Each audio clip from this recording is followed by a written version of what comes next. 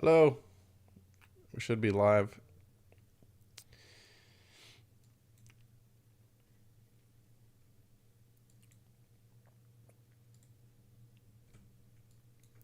This is pretty common on the open with when market gaps down a little bit like this and it has two bull bars.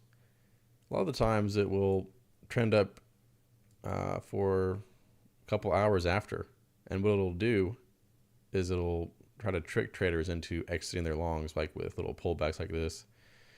And another pullback normally happens when it gets around the moving average. So I would expect, just based off the historical um, past setups like this, that the market pulls back below the moving average. It looks like it's going to fall back down, and then it doesn't, and it ends up higher up, somewhere like up near the high of yesterday. So what about buying? If this bar ends up as a strong bull bar, I think that'd be okay. But we have the 10 o'clock news coming in, so because of that, I'd rather not buy right at this time. If I was going to buy, I'd rather be buying down here and placing my stop below the low of the day and trying to go for at least 2 times my risk, and not being scared out of these little pullbacks like here or here.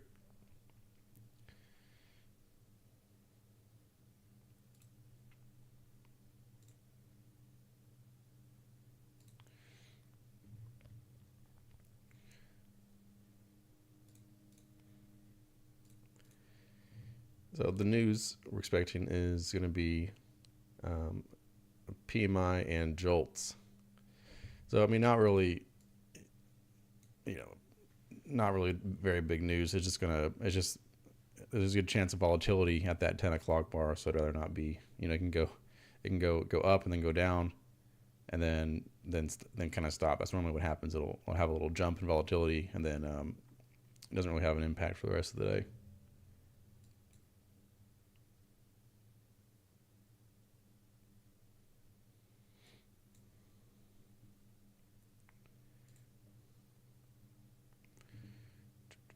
I'm trying to pull up the chat. I haven't streamed in a bit.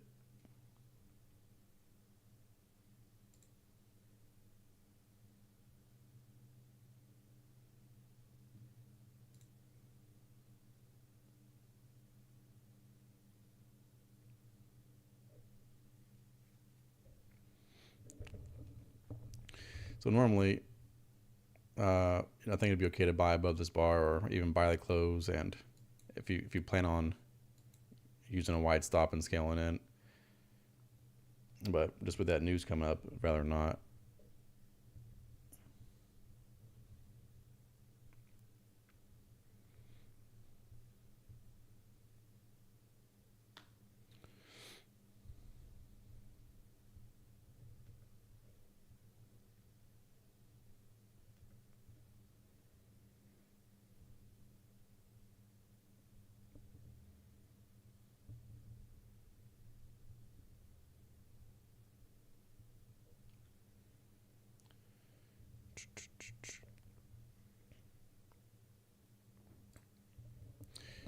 Here's the gold chart. Gold had a big gap up.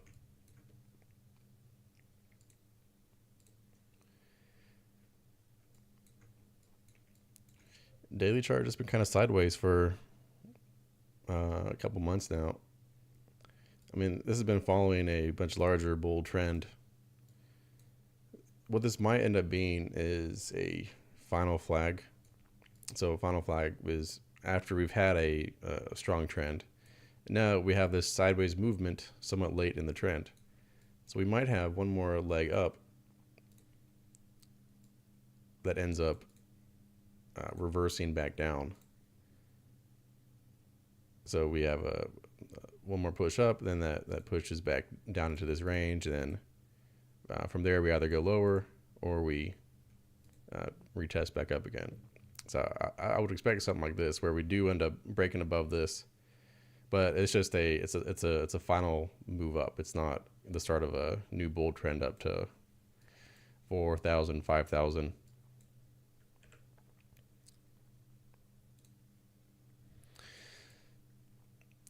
So still waiting on that 10 o'clock news, but this is kind of what I was talking about, where the market will pull back some and it'll trick you out of being long, and then you exit somewhere down here.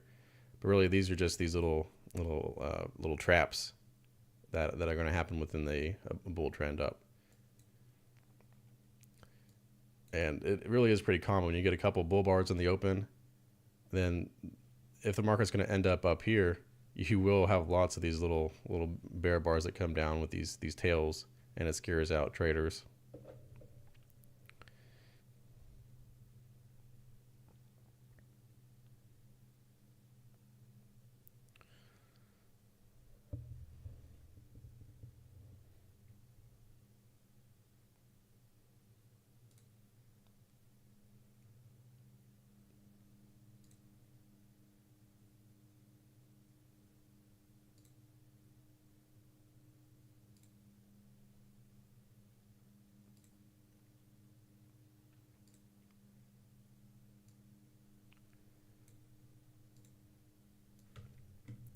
There's the chat.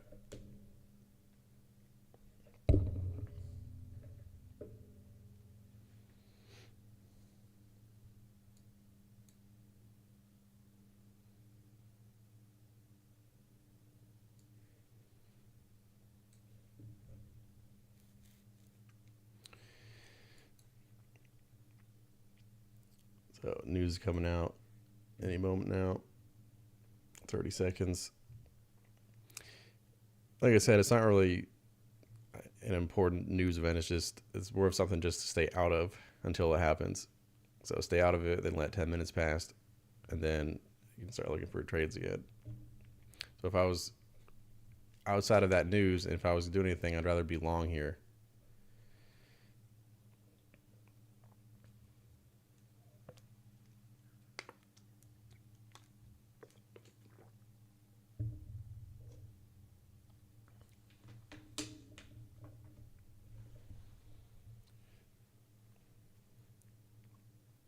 So there's the news. So there's the spike in volatility. And this piece of news really doesn't matter for the day trading, but just out of curiosity, we'll see. So the manufacturing PMI is pretty much even with expectations. I'm still waiting on the jolts. I mean, so unless there's any really big shocks on these, then it's not going to matter. All this does is it creates a bit of volatility. Market shoots up and down, and then it continues doing what it was doing. That jolts is still pending. Oh, there we go. So a bit more than expected. A bit more job openings than expected. As you can see, so now we're kind of past that initial jump in volatility, and the market has not really made any progress on trying to do anything. It's not really shooting up or shooting down. So that news, it's not a really important news event. It's more important to know to not begin a trade when that happens, that around that 10 o'clock. If I had bought down here, and then it would have been okay to hold, I think, through that news, because like I said, you're just going to sit through that initial spike in volatility, and then the market continues doing what it's going to do.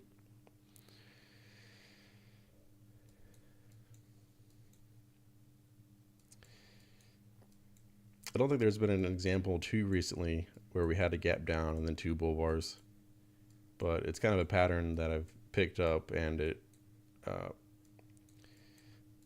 So here's a failed attempt. I think this is weaker. For this to count, I'd rather see two bull bars closing closer to their highs. Like this one is more of a trading range bar. So I don't like how there's a big tail on that. So I mean that probably wouldn't count. Here's a better example, but the market did not go above the second bar. So that doesn't count either.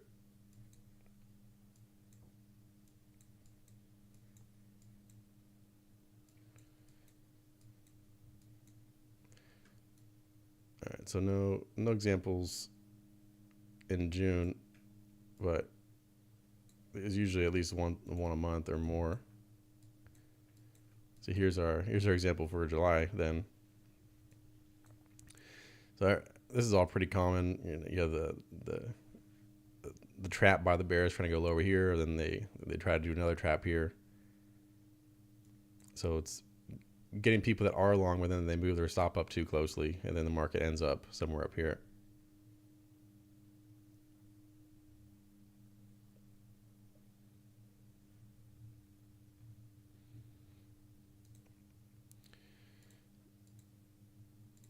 I'm gonna warm up here. Order submitted. Let's practice getting the clicks in. Don't want to be clicking the wrong button when you're trying to. You don't want to sell when you're trying to buy.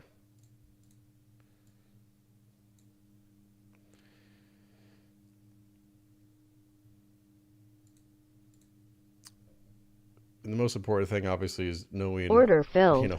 Actually understanding how to trade. But it's also important to be able to be quick enough to be able to actually execute the plan that you have. Order filled. Order submitted. Order filled. Order filled.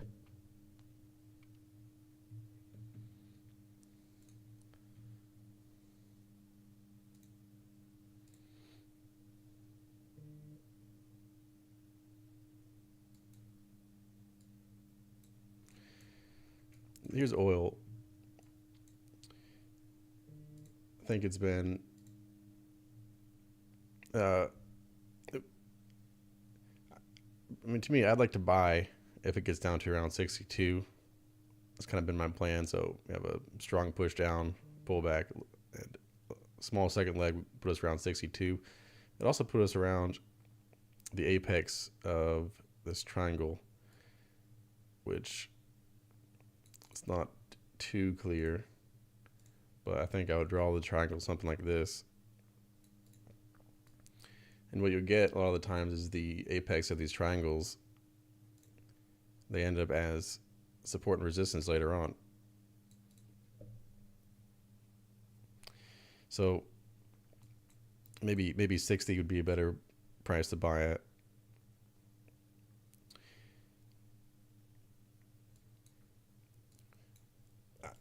I think oil is it's kind of like other commodities. Like something that's unique about commodities is that they always hold some kind of value.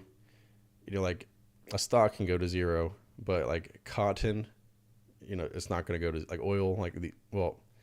That's funny because oil can go to zero. Oil can actually go negative, but so I guess what I'm saying isn't entirely true. But I mean, generally commodities, there's a certain floor to it. It's always worth something. Like a company can go bankrupt, but like cotton, it always has to be planted and then harvested, and then it's a commodity. I mean, it has value. I know during COVID there was the rare instance where oil went negative. Let me see if I can pull it up here.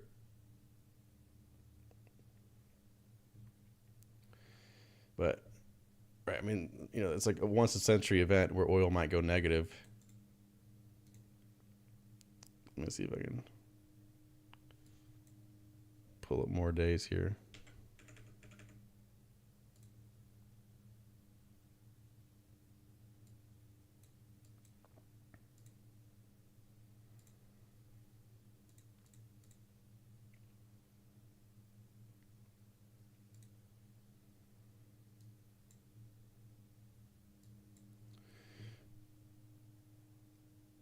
So it's loading. I'm going to pull up the standard crude oil chart.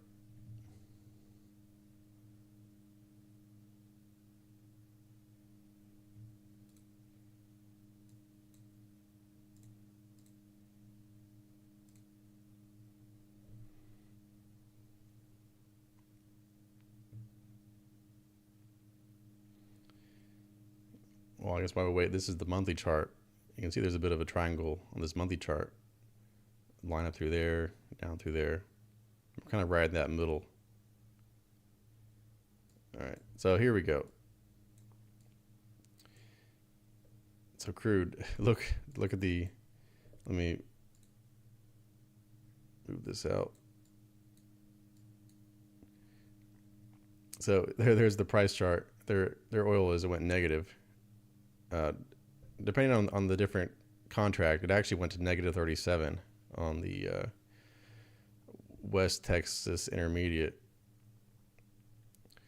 So oil can go negative, but I mean, I would, how often is it going to do this? I would say like once a century, because people were literally being paid to take oil, which, I mean, a month later, then they could sell for,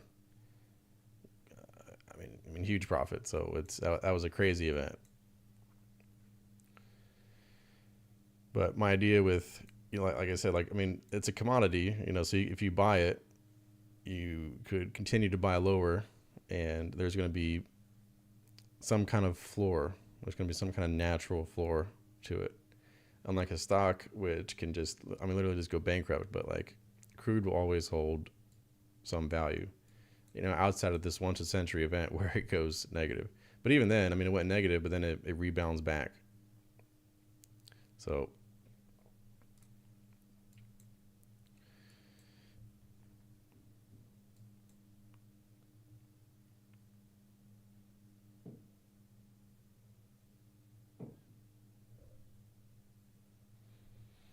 if someone had bought a bar 2, they'd still be in. And, it's not looking too good for them right now. And this might be the instance where it pulls back and does top them out. But a lot of the times, the market will look like this before it does end up going higher. So, like in the past examples I've studied where you have these 2 bars, you will get really convincing reasons to exit along here, and then it ends up going higher. Another way to look at it is that it is a wedge top. So the first push here, then pull back, second push, and then pull back down to here. Then third push is this tail back up.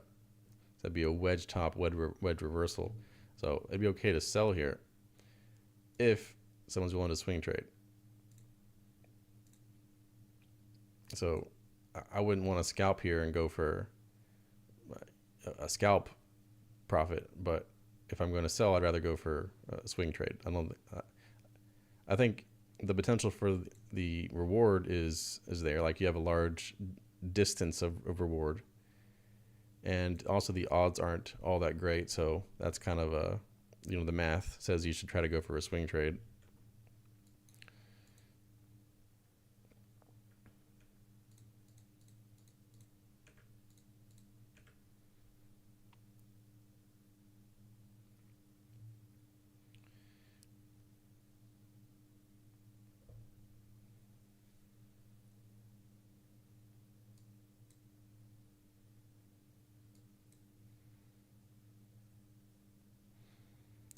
So we'll see what this does. I'd love for this to be another example of the market trapping bears in and then it going higher, or trapping longs out and then going higher.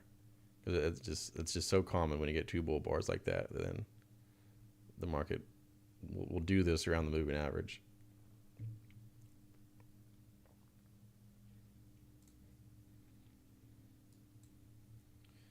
Let me look at the Bitcoin daily chart.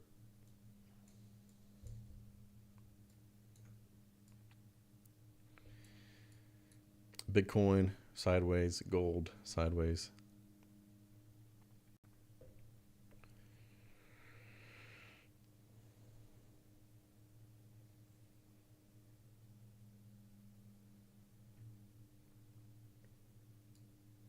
After these 3 bull bars, we might have already gotten the second leg up, which is right here. But I would guess that would have a larger second leg up. So first leg, 2-legged pullback, and then here we'd be near the bottom of the start of another leg up. It doesn't have to be a equal distant move like this. I mean, that might happen, but it could just be, basically retest of this high around 110.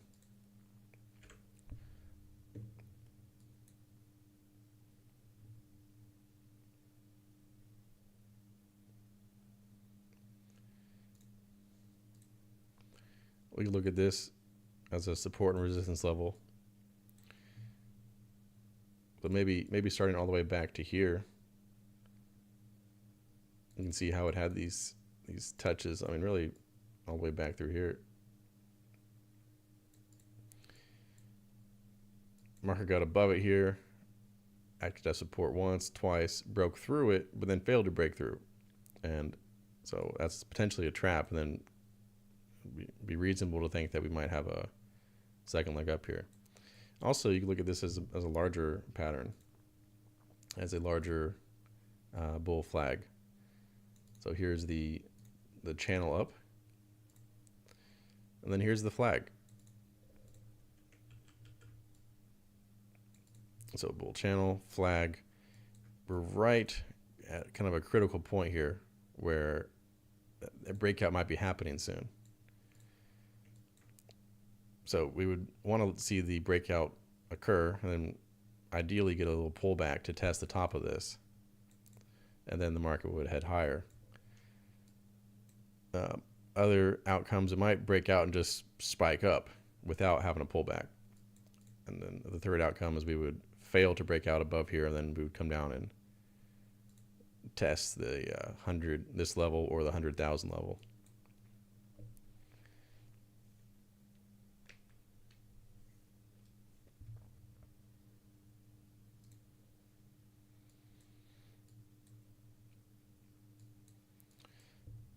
So far, this is kind of how it was playing as I was expecting. Having some kind of bear trap during here, and then then you look 10 bars later and you end up higher.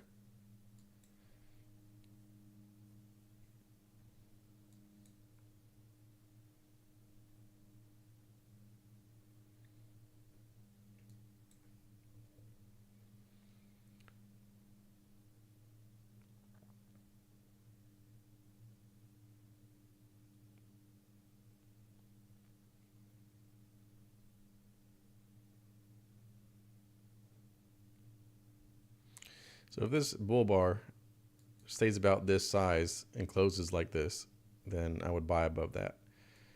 But it's so early in the bar, I doubt we're going to be closing like that. It's probably going to end up much larger. But if it was just like this, then I'd like to buy above that. But we see it's already expanding, and once it gets beyond 4 or 5 points, then I kind of, not interested anymore.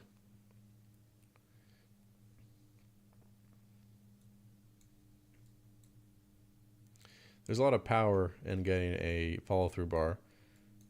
So so we have a bull bar, then here's the follow-through bar, and buying above that follow-through bar, especially when it's not very large, there's a lot of potential for that to work out. I mean, we didn't have too many great examples yesterday. Here's a follow-through bar, but it has a big tail on top. Even though I think it's okay to buy. Bull bar, follow through bar. That's okay to buy. I mean, that just didn't work. That was just lost. Bull bar, follow through bar. Once again, not a great follow through bar because it has a tail, but still, if I'm doing anything, I'd rather be buying above that. Bear bar, follow through bar. Once again, tail on the bottom, weakens it, but I think it's still okay. And then that would have worked out.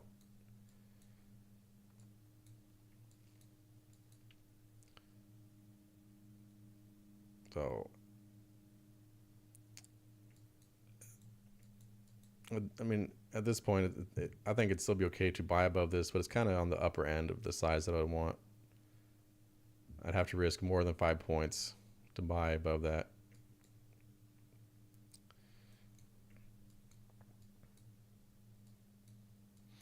More examples of the follow through bar.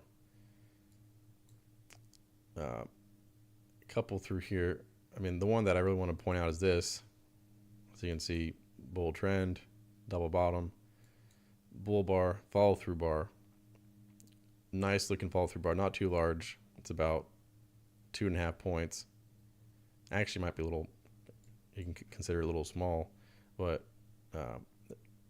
buying above that leads to a pretty quick move up, and that's where that's kind of where you want to try to be buying. Is right before a trap occurs. Bears that were short, they have to exit, so they all rush to exit above that bar.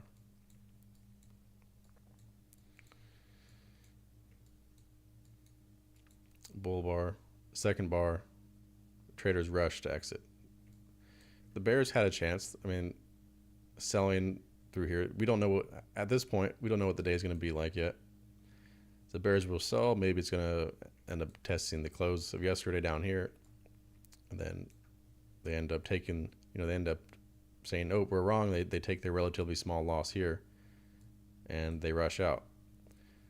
It looks like the bulls were buying, and if they felt like they were getting trapped, then they would take their relatively small loss somewhere down here. So both sides, that's what both sides do in the open. They swing trade.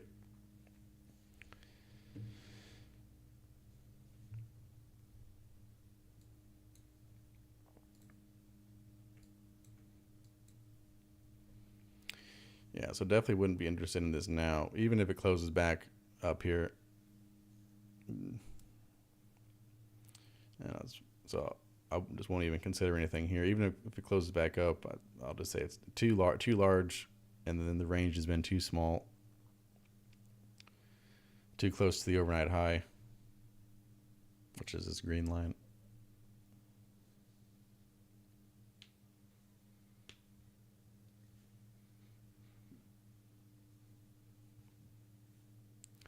JSP, welcome to the chat.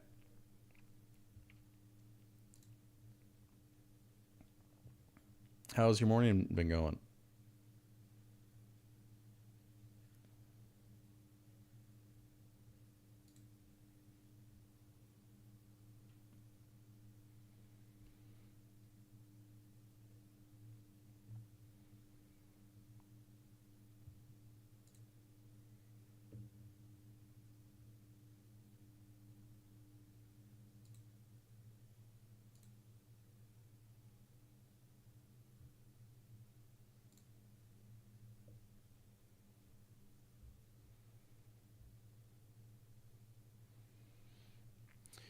Took a couple losses. It's okay. Losses happen. Are you trading the E-mini or trading something else? NASDAQ?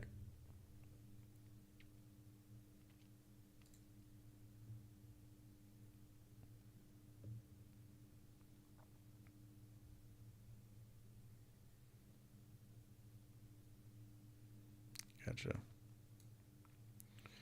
Yeah, I'm not sure when you had started watching the stream here, but I've been talking a lot about kind of this pattern that it's fairly common. It's when you have two bull bars on the open like this. A lot of the times that will end up as a bull trend, at least for a couple hours, and it'll end up somewhere up here. And then you have a lot of these little traps. So far, this has actually been like very typical. You'll have an initial attempt to go lower here, but it doesn't go below the bar one, and then you have these traps here that they look convincing. Like if you're long, then you need to exit, but then in fact they just reverse up. And so this whole pattern here has been pretty typical.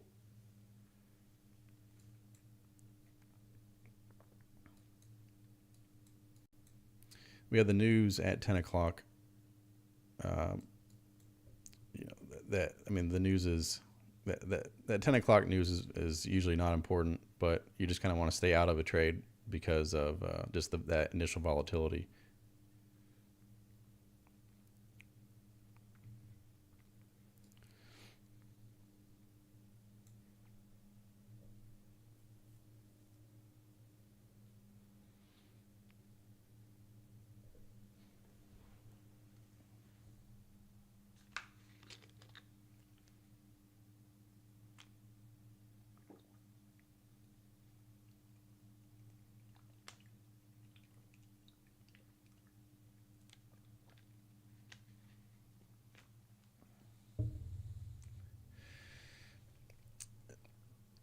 Yeah, and another thing with the news, if you're trying to do uh, prop firms, they're kind of picky about trying to trade during the news. So I would be especially cautious. Um, I mean, how I check the news, I look at I just pull up Forex Factory, and to see what the news is.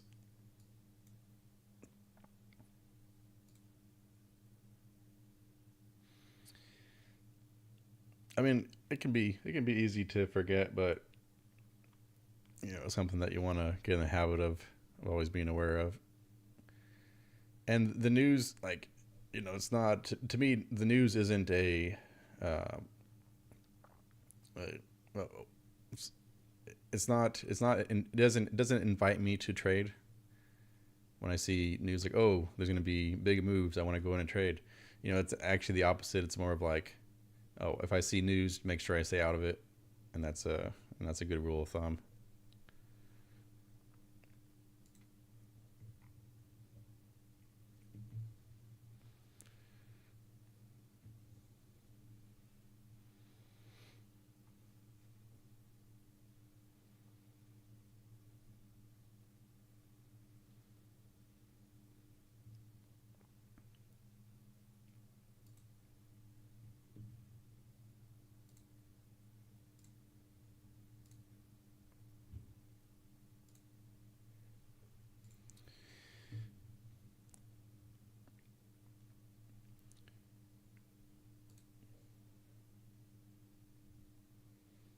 I'm gonna pull up the tick chart as well.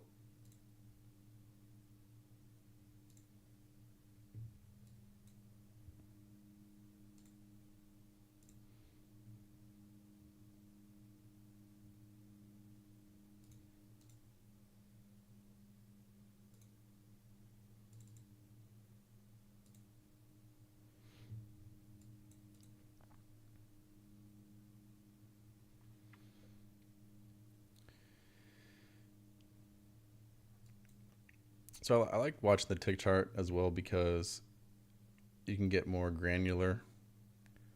So like, well, the volatility is not too big today, so it's not gonna. The tick chart's not as important on a less volatile day, but uh, so like let's say let's say I was bearish right here. Let's say I thought the market was going to come down here, but I'm not really getting an entry that I like. Well, I can go down to a lower time frame, like the 2000 tick, for example, and it gets more granular. I can see more of the details of what's going on. So then, just as an example, like through here, I might see, like, oh, here's some kind of double top, and then I'm gonna get a good bear bar. A second entry is short. It's a first entry, second entry. So then there would be an entry, a short entry. Versus with here, I might not have an entry on the 5 minute chart. So I can use the 5 minute chart to provide the bigger picture, the direction, and then use the tick chart to get to actually find an entry.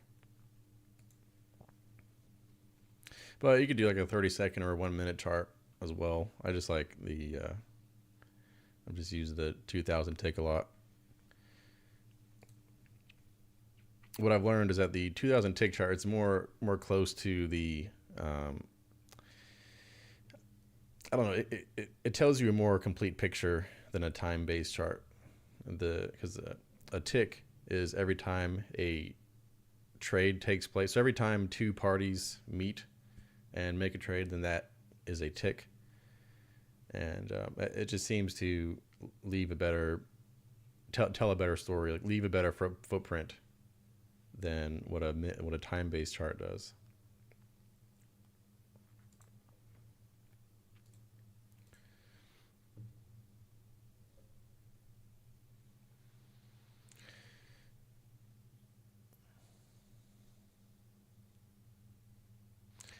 JSP, are you? Are you? I'm sure you are. Are you part of the Discord?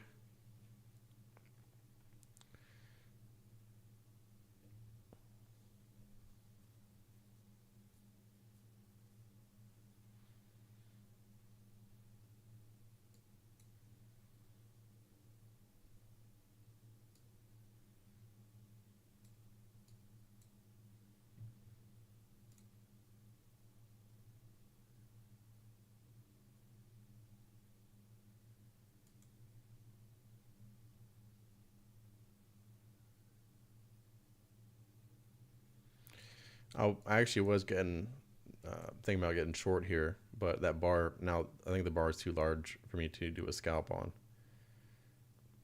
So even if it closes well, it'd be a 7 point risk, and I I really only consider between like less than a 6 point risk for a scalp.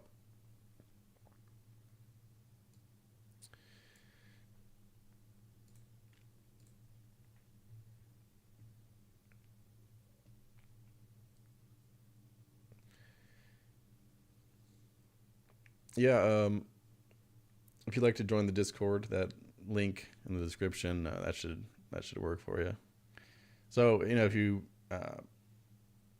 just want to talk to other people in there, or ask questions, or just you know bounce off ideas, then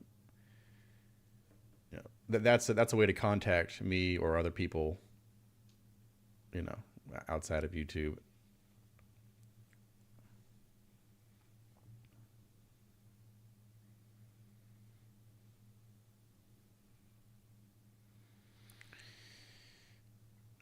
With yesterday being such a trading range day, very sideways, that increases the chances that today will do that as well. Increases the chances that like buyers below bar one would be able to make money with a scalp, or sellers above the high of the day, or traders taking the limit order trades during the middle. So, for example, like here. Order submitted. So doing like a limit order above this bear bar, or above up here. Order canceled. Or buying below this Order bar. submitted. When you look at the day before, and it was this, never-ending trading range, then even at the end of the day, we had this breakout, but that breakout sharply reversed back, and we closed back actually below the open. So let me see. Here's my daily chart. So here's yesterday. Order canceled. It actually ended up as very clearly a trading range day. So even with that breakout at the end, this, yes, trading range day, and then you'd say, oh, well, but it broke out at the end. Well, actually, this confirms that it's a trading range day because the breakout failed and it pulled back in. And then where do we open? Right back in the middle of that trading range. Now that we're starting to see more trading range price action today as well, let me see how far we are. On the daily chart, we're starting to get pretty far from the moving average. Today might be an inside bar. Could be. So it might look something like this right here. Like today might look like this bear bar. So we had a bull trend. Then what ends up being is a final flag. So bull trend, you have an inside bar. This day is inside the prior day. And then after that, the next move up ends up as the final leg. So here's the flag, then here's the final leg, and then you pull back. Good chance today might be that, right? Same kind of situation. We're far from the moving average. We're late in a bull trend. Good chance today might be that just might stay within yesterday. Bulls have been buying aggressively, and then now that we're starting to get far from the moving average, we're probably going to end up with fewer buyers, and some might be taking profits.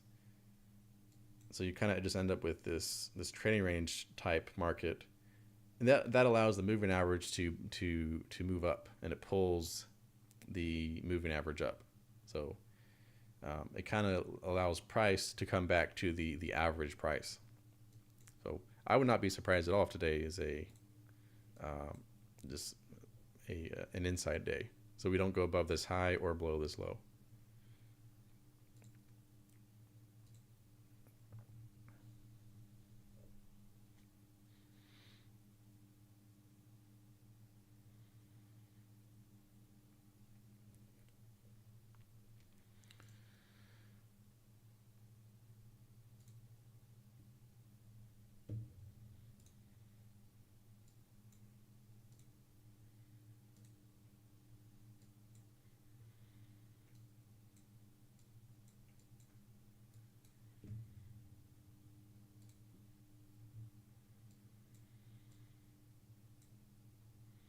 So like that, like what I was showing here, if you shorted, if you had placed a limit order to sell right here, Order submitted. then if you had like, so if you look at yesterday, that would have worked all day doing these kind of trades where a couple bear bars, if buying above this bear bar would be a bad buy signal. It's a bear bar. There's big tails. It wouldn't be a good place to buy. So instead, it's a good place to sell. And so we're probably gonna get a lot of this today. Selling above bars will work. Buying below bars, buying near the low. Order canceled.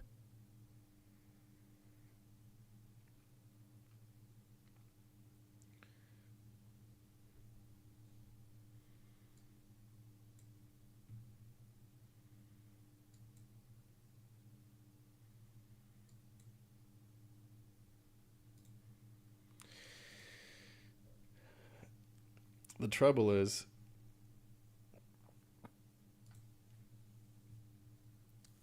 the trouble is, and do you know what the trouble is? Oh, okay, I see. So yeah, I was curious if you had seen. Yeah, that was one. That was definitely one method of trying to pass those. Um, so yeah, when you get into an environment like this where those trades have a higher probability of working, then yeah, I mean that's it would be appropriate to include those trades.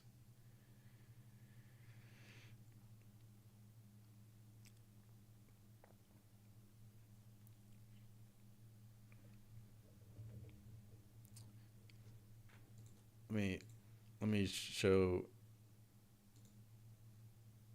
Order let me show a submitted. trade idea example.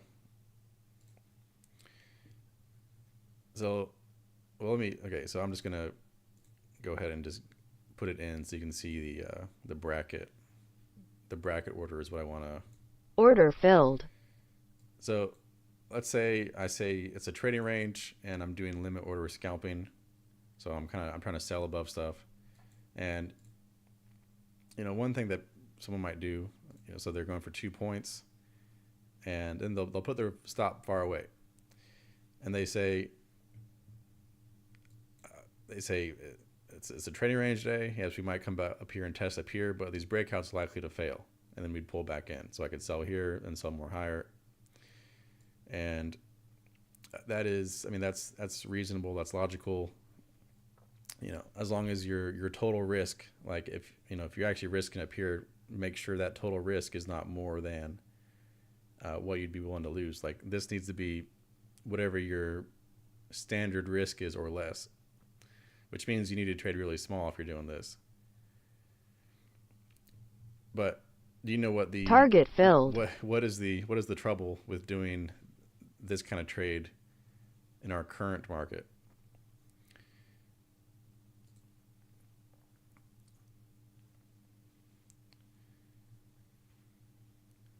The trouble with trying to do limit order scalping with the wide stops in our current market is that we are in such a news driven market. We have Trump. It's a very tariff driven, news driven type of market. Right when we're starting to think the tariffs are kind of starting to be done, we're getting done with it. Then it was I think it was Canada on Friday or Saturday, and then yesterday was some with Japan. So Japan's news was right here. Right, so that can happen at any moment. I mean, anytime news can happen, but currently we just have an increased chance that at that moment there might be some news that comes out. So I'd rather not be trying to sell here, trying to sell and go for 2 points and risk 40 points. And then there's news comes out, tariffs are all dropped, and then the market runs up 100 points and stops me out immediately. I don't even have time to think about it.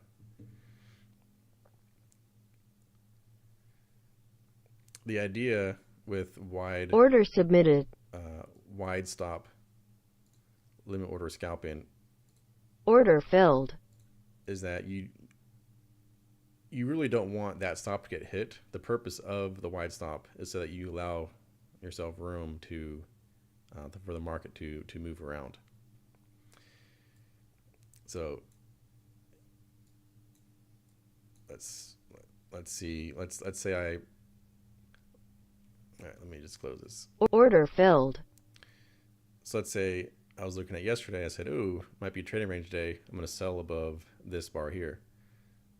Okay, so we get this, and instead of getting stopped out here, and then the market pulls back, then I use my wide stop, and I say, "Well, I really don't have a reason to get out yet," and then so I'm just giving myself room for the market to pull back and get a profit. Or like selling above here, I don't want to get stopped out on this bar. So, use wide stop and the market pulls back because it's a trading range day.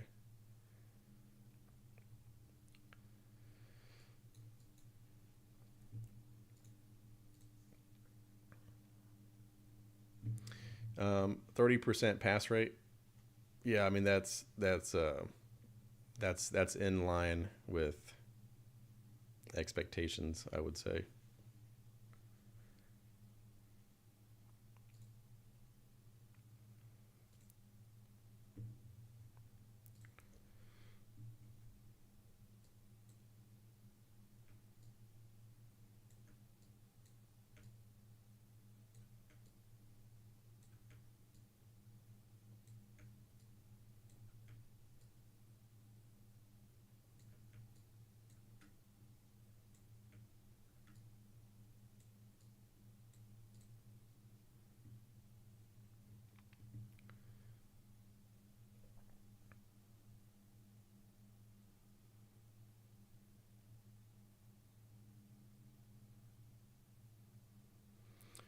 I have the Apex accounts.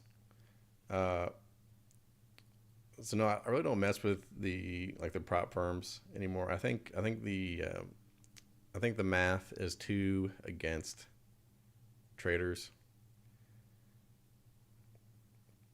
I mean, this is all. I've always had this disclaimer when I make videos about the prop firms. They are the prop firm is a business, and how they make their money is from people paying to try to pass valuations. And I do have the discount code. I don't actively promote the prop firms anymore. I mean, if someone wants to do it, then I do have that code and they can use that. But especially for beginners, I mean, when someone's coming in, it's just too difficult to not only be a great trader first, but then also we have this extra obstacle that the prop firms put in there, and it's for most people it's too unrealistic. So I don't want to I don't want to guide people to the fire.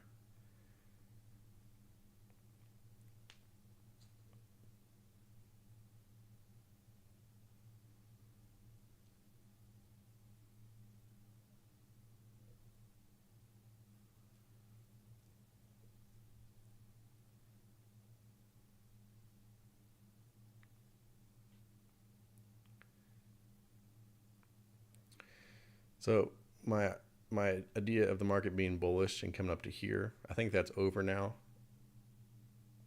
Should not be seeing 5 bear bars down like this. So I think these other two, this pullback, then these pullbacks, that was okay, but then now we're getting this. So, um, my initial idea, so that's no longer valid.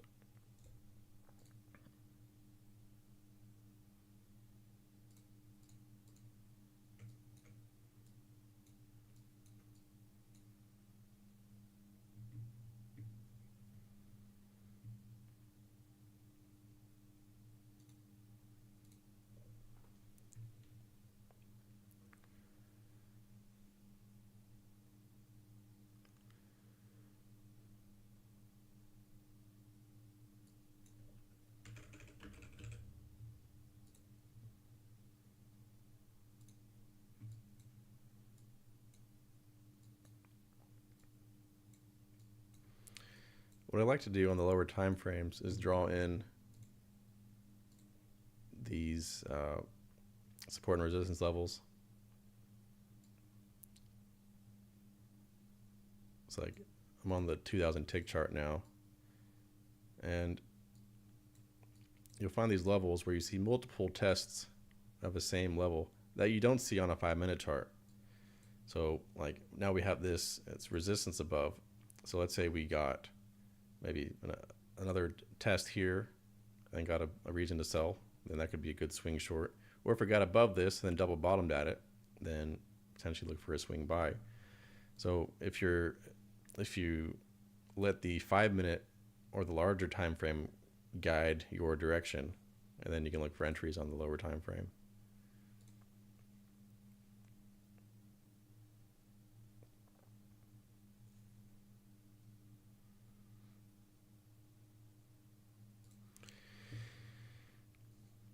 So forex factory, no other news today. I mean, like the yellow and the orange, I mean, that like those don't matter at all for news. I mean, maybe if you were trading like the Australian dollar currency pair, maybe stay out of the trade for that. But like in general, I mean, these, at least for trading the E-mini, the yellow and orange don't matter at all. I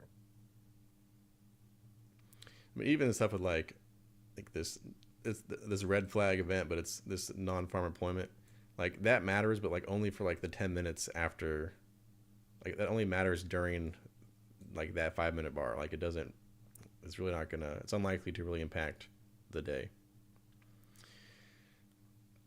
And the stuff that really matters is the Fed, anything doing with the Fed, anything with interest rates.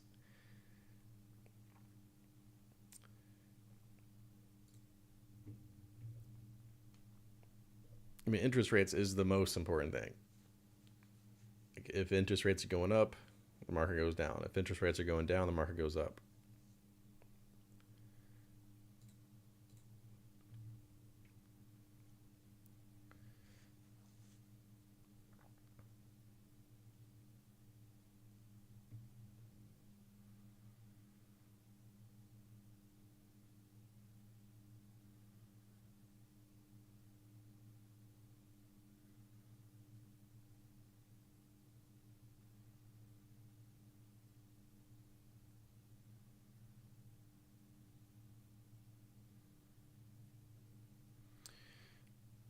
So I'm considering buying below bar one. I think we might want to come down and test the overnight low, the low of yesterday, the 200 moving average. There's a lot of the different places lower, kind of all in the same area right down here. This whole area. Like I said, yesterday's low.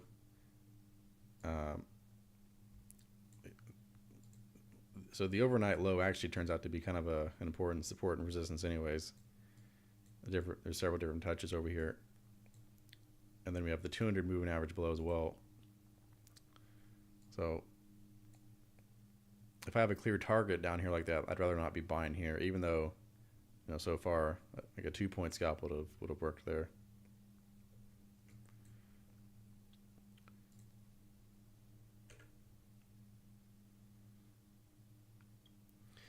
I think your minimum scalp size should be about 1/1000th of whatever the E-mini price is.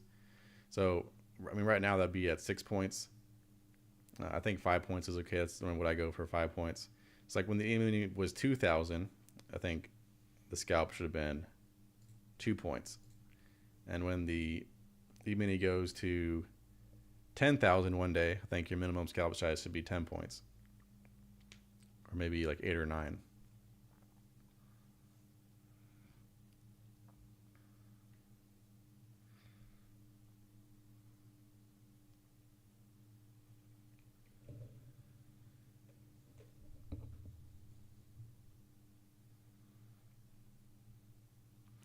So we would have gotten 5 points, almost 5 points by now. So like a scalp here.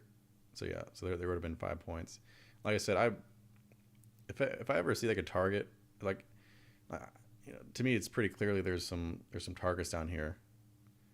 And even though it's probably okay to buy, I feel like it's not the strongest buy if there's this gap. I mean, there's this void.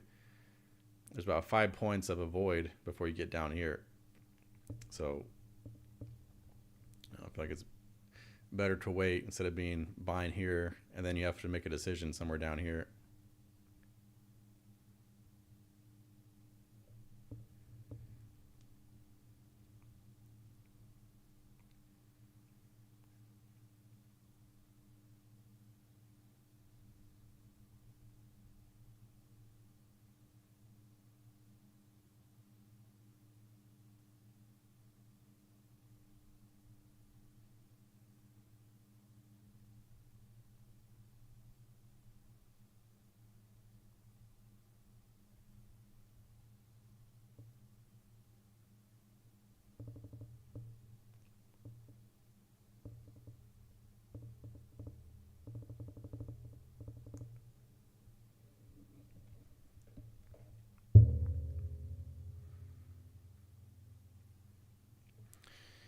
I'm going to pull up the oil chart. With oil, I would like to try to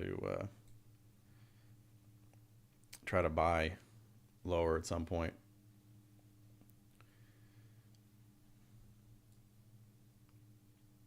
So here's the monthly chart.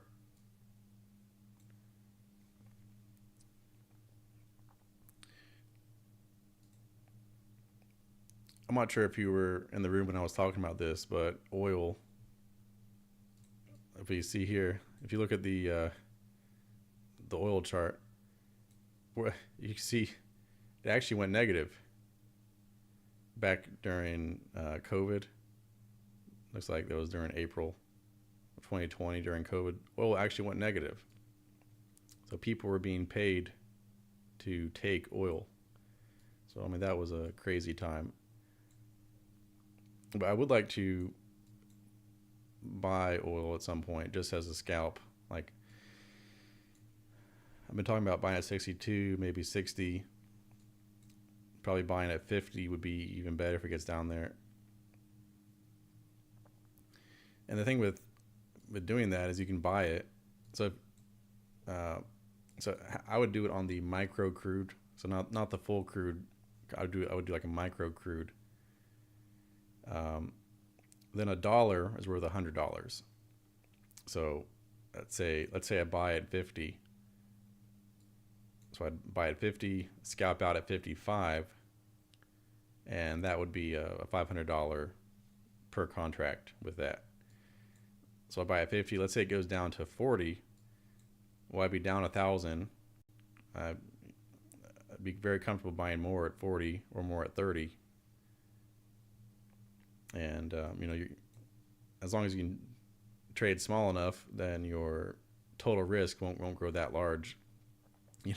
Once it gets down to 30, 25, buyers get pretty eager.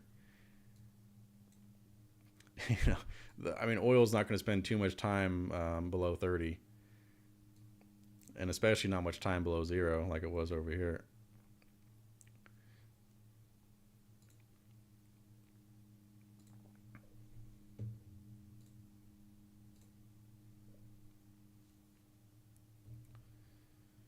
I'd like to make a more comprehensive video on that.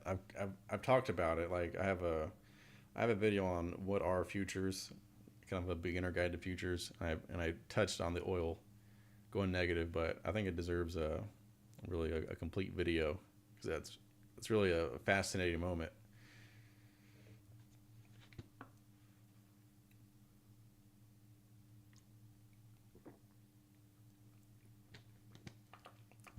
And I think for someone to understand futures, to understand oil going negative, I think is a great way for them to understand futures. Right? Because like with an oil future, you have a contract with a delivery date in the future. So what you are when you buy or sell that contract, you're making an agreement to transact that oil for a certain price at a certain date. Okay, so the the buyers, they bought the oil contract. Now they've agreed, yes, I'm going to buy the oil at a future date. But there was so much oil in the supply. I mean, all the tankers, everything was filled. Everything was all full. It was during COVID. No one was, the cars weren't running, like the factories weren't running, like oil was not being used.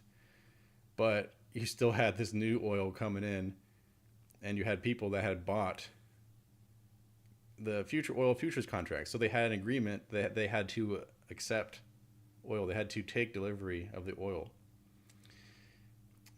And you say, okay, well, taking delivery, I mean, that shouldn't be too bad, but all the spaces were full. Like everything, there was no place to put more oil. So if someone was to accept oil, I mean, they would have had to pay these ridiculous fees, like for whatever that next unit of like the oil tanker to place their oil.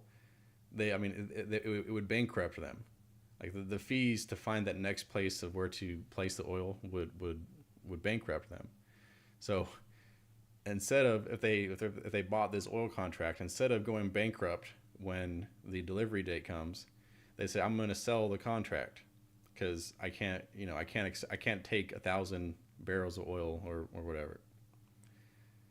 So everyone's selling their contracts, and then that's how you end up with this oil going negative. So it was so this contract specifically went below 20.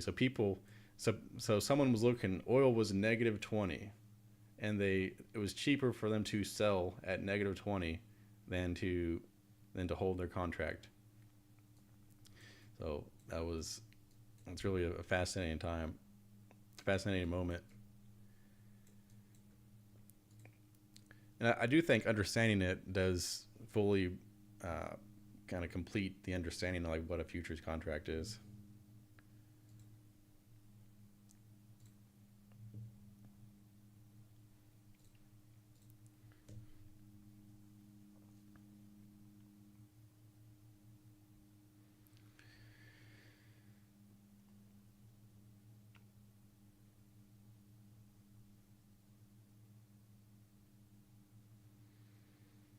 Okay, so we've gone above bar 1.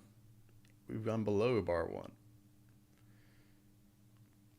We're an hour and a half into the day, and we really haven't moved anywhere.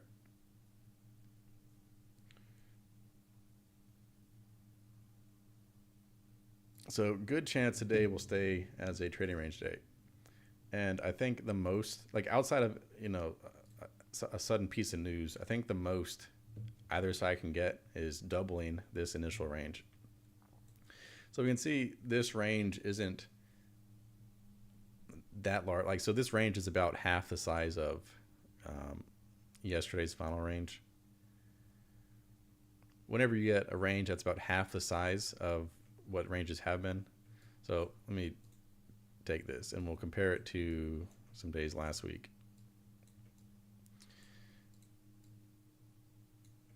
So remember, like here's our range today, and the previous ranges have been at least twice that. So the range we've had today is fairly small. Whenever you have a fairly small range, it tends to double in size. So even if today does that, let's say it does double in range, then I would not expect us to get much more than double the range. So I think today's going to be a trading range day. And if we do like end up breaking out to the downside and going lower, I think this would probably be as much as we'd get. Same on the upside.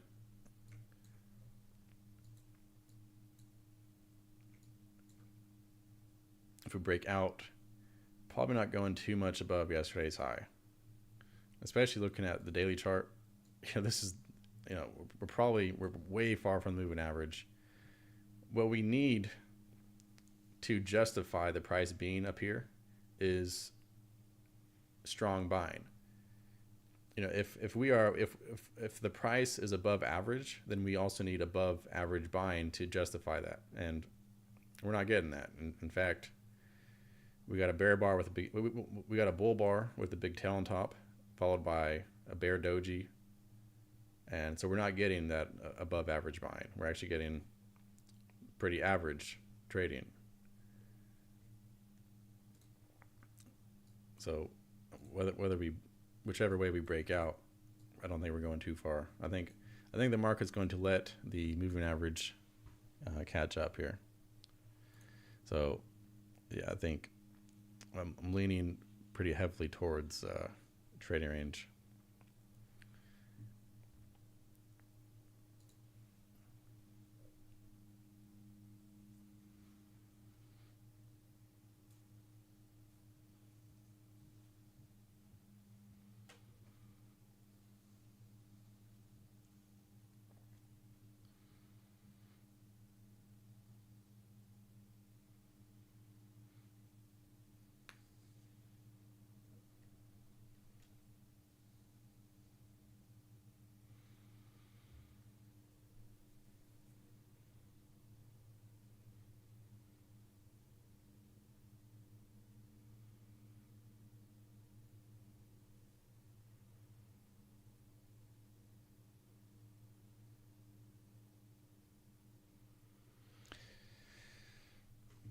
So trading range.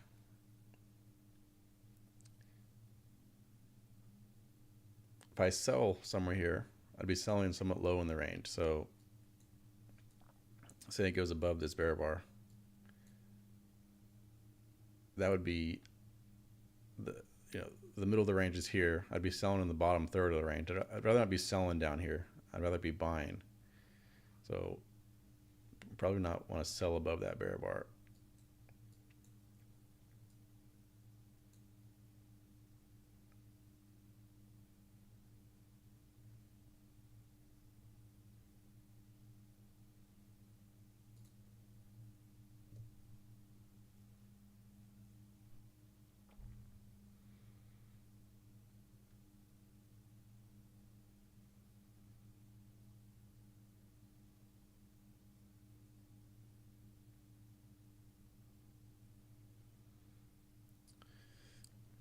I'll be right back. I'm gonna get some water.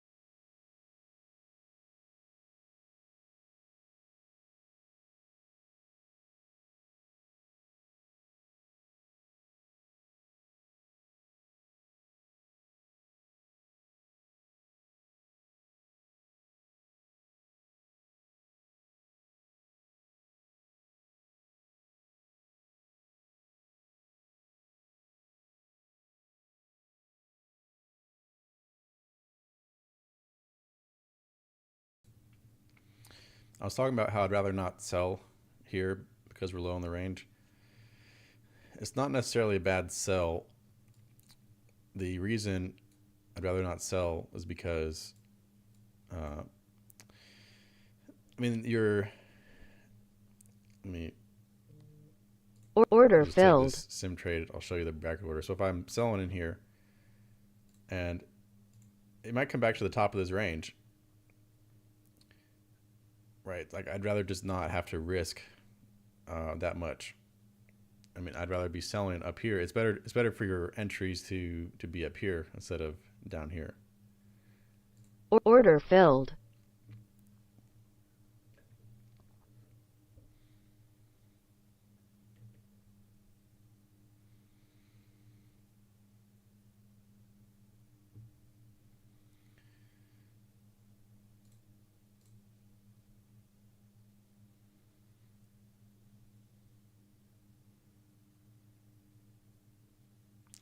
I'm gonna pull up JSP. Do you have any stocks you want to look at? I'm gonna pull up.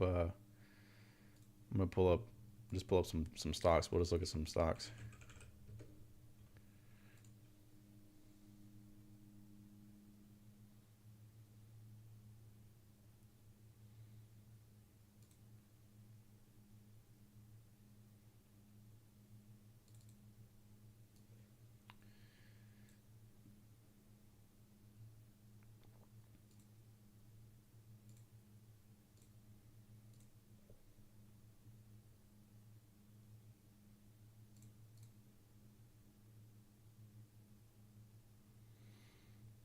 All right, Veil. Yeah, let me get this thing together.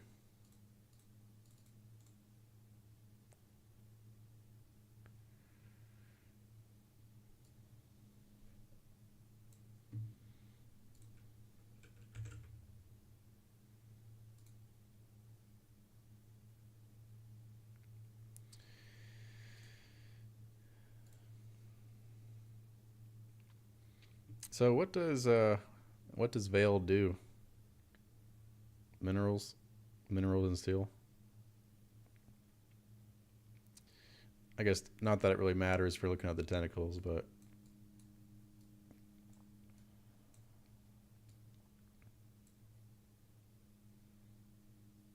mining. Okay.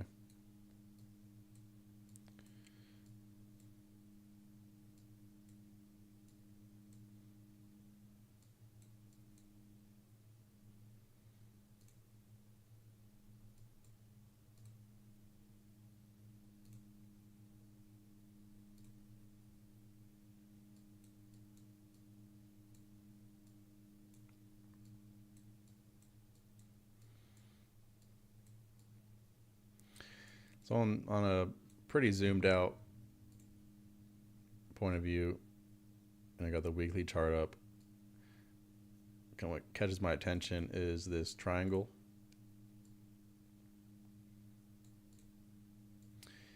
And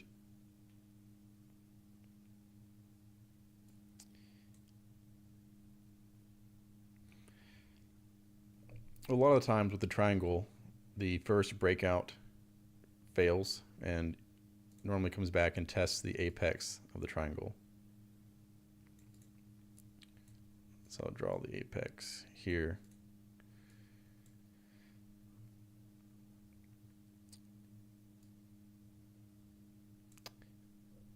It's gotten a bit far from that already.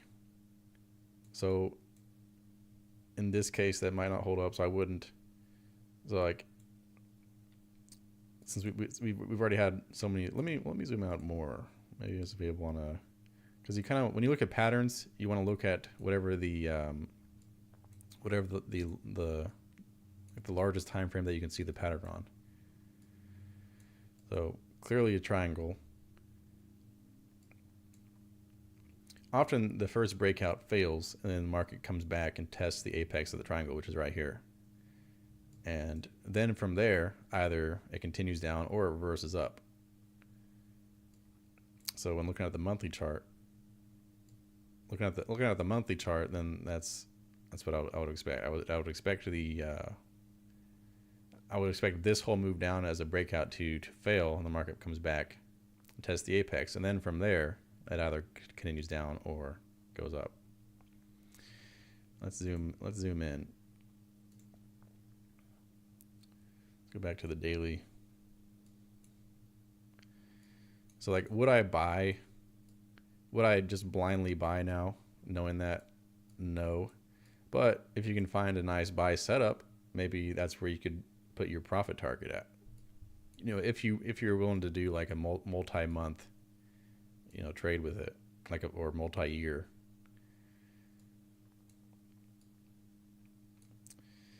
Okay, daily chart. Clearly trading range.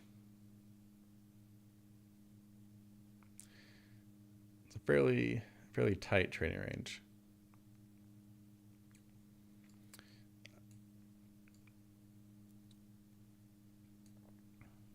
Actually, I want to go back to the weekly for a second.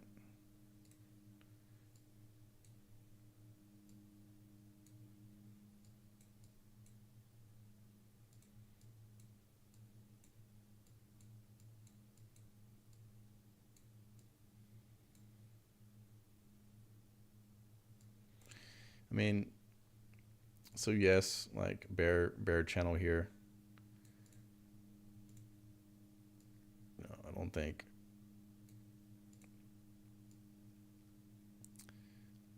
that matters all too much.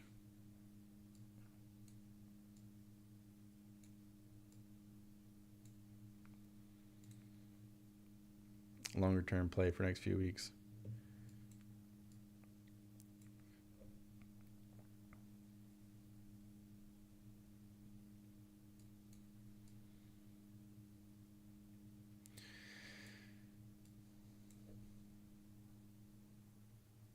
So weekly chart, you know, what kind of potential do I see in the weekly? All right, so like the bullish case would be double bottom here, higher low double bottom here. I mean, last week, I mean, that was a pretty good looking bull bar for last week. What I would like, normally the criteria is to,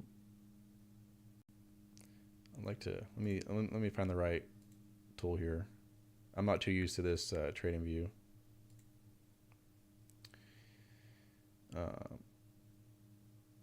let's try this. So normally after the breakout of a bear channel, something like this, you want to see it at least come back and test that level before it goes higher.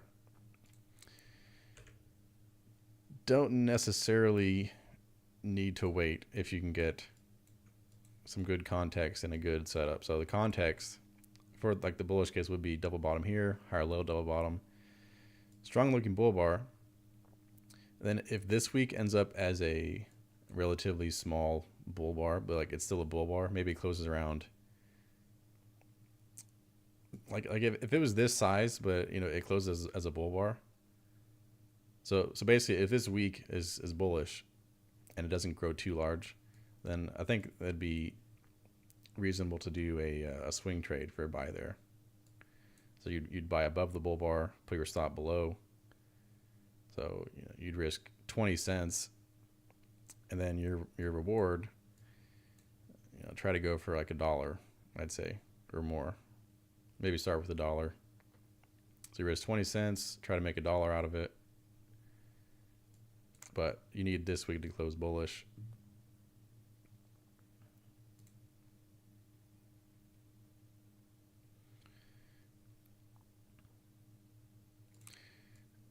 And remember how we were talking about triangles just a few minutes ago?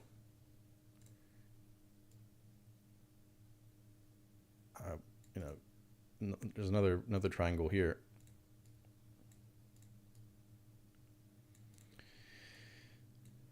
So,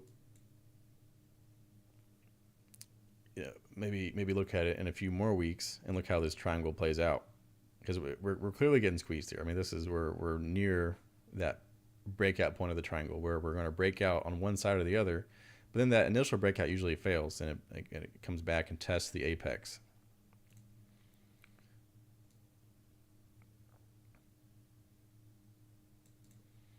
So if it goes up, we'll probably come back down and test it. Or if it breaks out below, we'll probably come back and test around this level.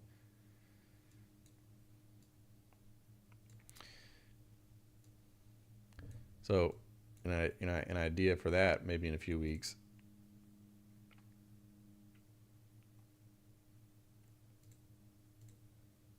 Say it breaks out up, and then you get some sort of like double top pattern or some kind of reversal pattern. Then maybe try to take a swing trade up here for it to come back down and test that apex. Or you could wait for it to break out, then retest, and then from there, then you try to get a swing trade. So that's how I would kind of play this pattern. If I was looking at like a, if I was wanting to do some kind of swing trade off of something here.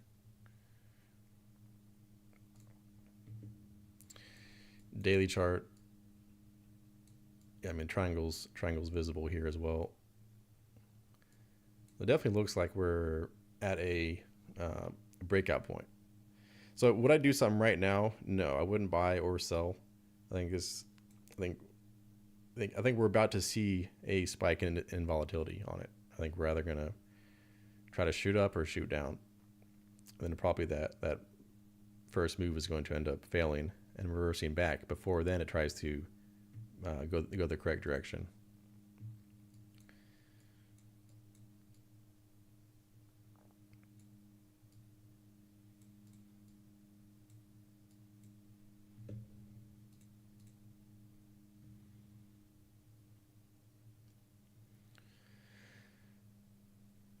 So on E-mini, we've had a couple larger bars here. I don't know if this is, I would suspect this is news related.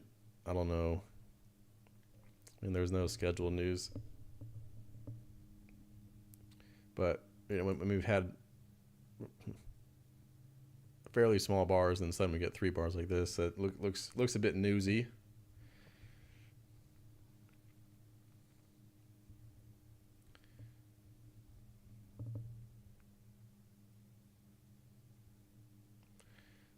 Well, Trump didn't tweet anything.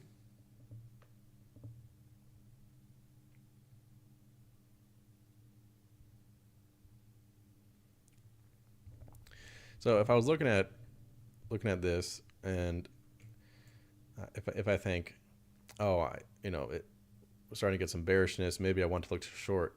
If I was looking to short, but I'm not getting an entry here, I would look at the lower time frame, like the 2000 tick. And then you can see there's a lot more potential for entries. So looking for some kind of reversal pattern at the moving average, and then shorting there for a swing short.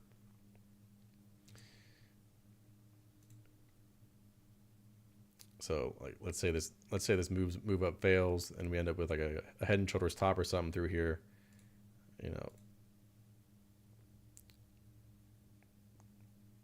Risk a couple points to make for 5 or 6 points. But I think we're in a trading range, and I don't actually want to be short here. That's just an example of if I did think we were going lower.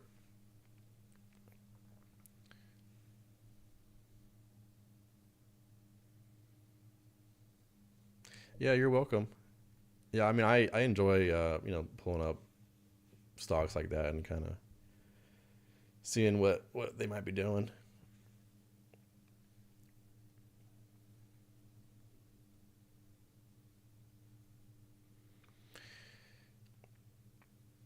I'm not sure if you had seen my last video I made. It was about Reddit. I asked the day trading Reddit, like what helped your trading so much you wish you did earlier, and I kind of compiled those responses in the video. There really was. I mean, there was a lot of advice that I do agree with in there. So, check that video out. I mean, some of it like someone was. Oh, you did see it. Someone was talking about. Well, it's fairly common nowadays for people to talk about automating their setups, and I guess in theory, that's good, but I think that's overblown. I don't think that should be someone's focus, is trying to find like a computer to take trades for them. I mean, what's good is that, yeah, it takes the emotion out of it, right? You want to avoid the emotion, but I mean, to trade, you really need to understand like the bars and what the bars are doing, and the price action itself.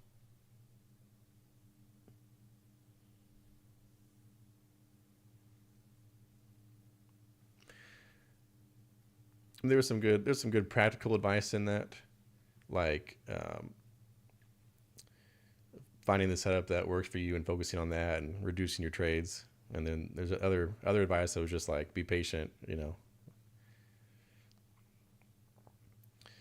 like the advice about stuff like when they say be patient, that's true, that is part of it, but like that's not enough. Just because someone says, oh, well, you got to be patient, that's not going to take you from a non-profitable trader to a profitable trader. They're like that is what you do need to be patient, but like there's more to it. It's like when you're asking someone for advice, like, oh, how do I like make more money? How do I like get better at life? And they say, oh, you got to work harder. It's like, that's true, but like, okay, there's no guidance, or there's nothing actionable about that advice. Like work hard. Like, yes, but okay, you're not even pointing me like in the path, like where to go.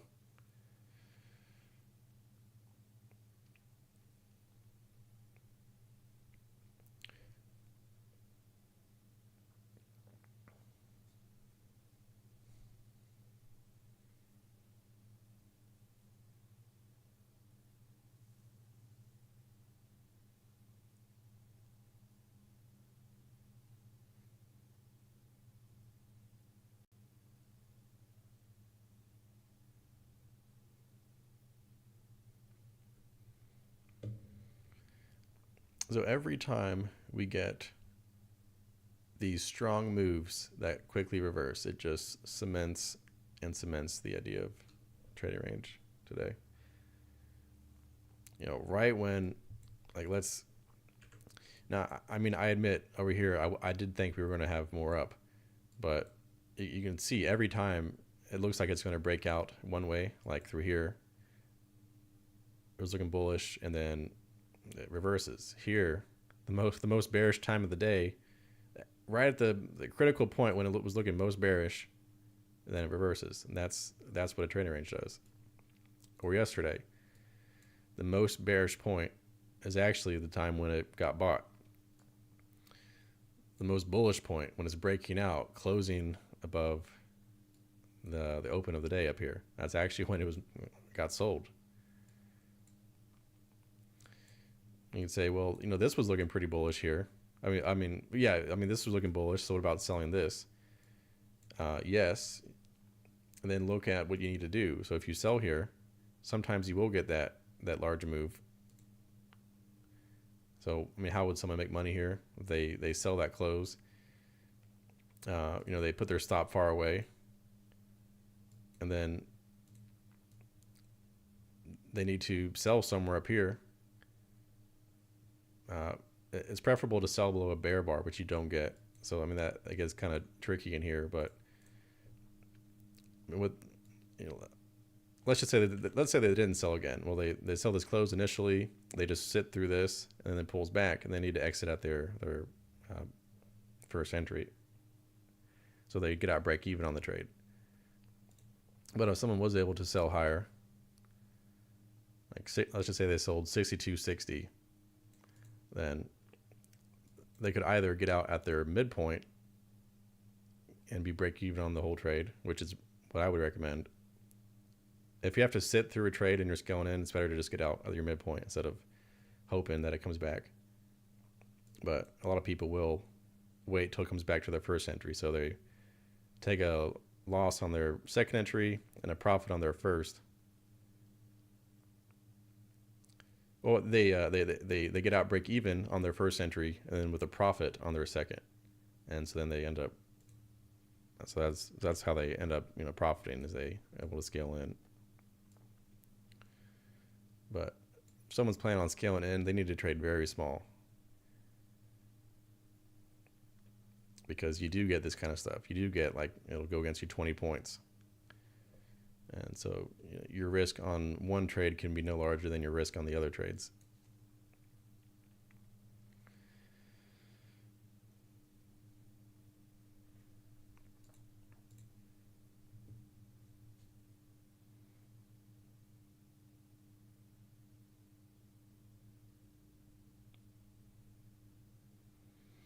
It's like if you came to this stream, talking about the advice. If you came to this stream and you're like, oh, well, what's your advice on how I can get better? And I just said, like, you got to be patient and you got to work hard. Like that, you say, oh yeah, like, I mean, that's true.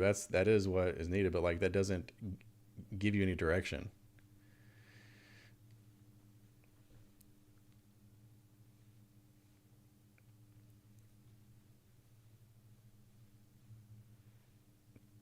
Like, the real advice is, like, first identify if you're in a trading range or a trend, and then if you're in a trading range, take trading range setups, and if you're in a trend, take trend setups, and then collect data on your trades. So in 3 months, you can pull up your Excel sheet and you'll have all your data from all your trades. You can say, oh, this type of trade, had this expected outcome. If I just take the average of all the outcomes of this kind of trade, and then after a few months, you're like, oh, well, if this trade worked, and that's how you start to build your setup. If you have a setup that works, you use it, and then you start using real money with it, and then you can scale up from there. And when you collect data on these trades, if you have a trade that's actually bad, like if it's a negative, like if your expected value of the trade is like negative 1 point, negative half a point, then do the opposite of that. So you lose nothing by collecting data on your trades. You only gain. You only learn more by collecting data.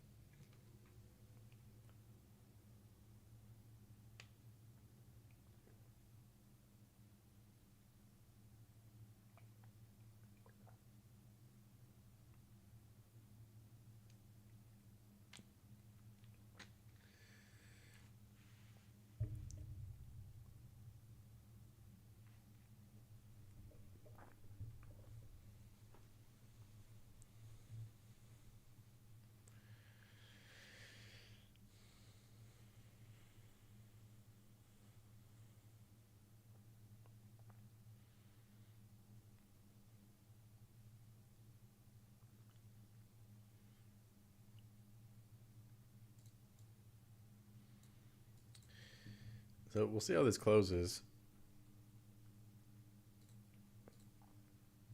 3 strong bull bars. I don't want to buy the close because we're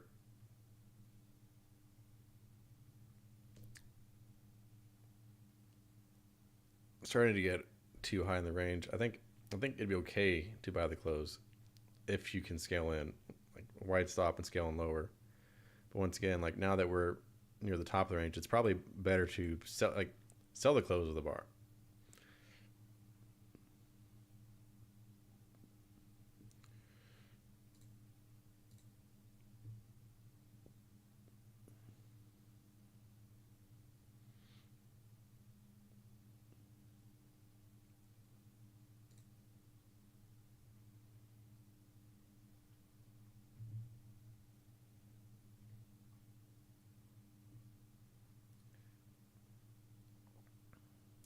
Trading range day. Trading range day is like opposite day.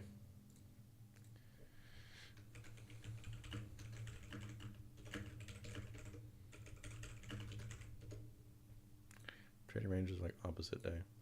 Anytime the market is starting to look strong, it's actually weak. Good buys are actually good sells.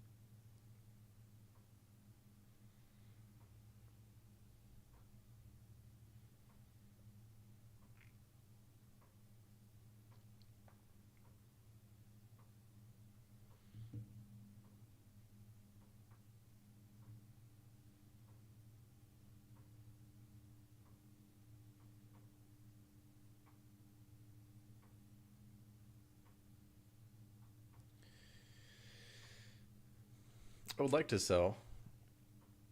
Something in the back of my mind is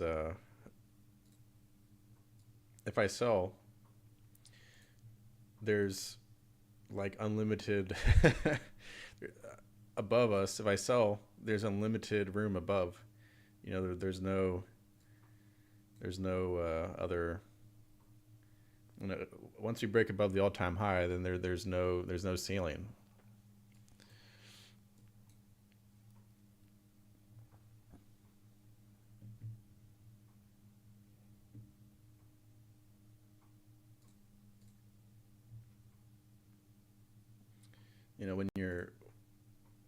When you're within a range like this, you have this context and previous lows and highs.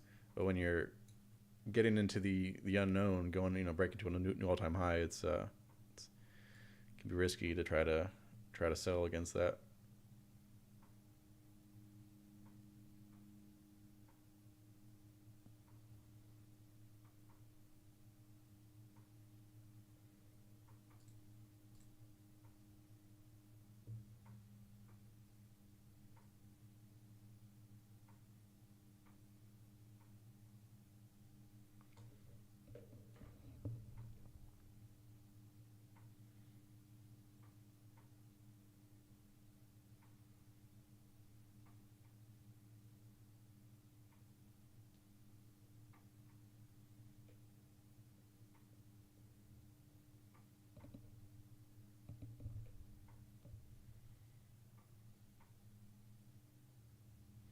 Probably get a second leg up off of this, even though trading range day. I mean, three decent sized bull bars closing near their highs, so a pullback, a second leg.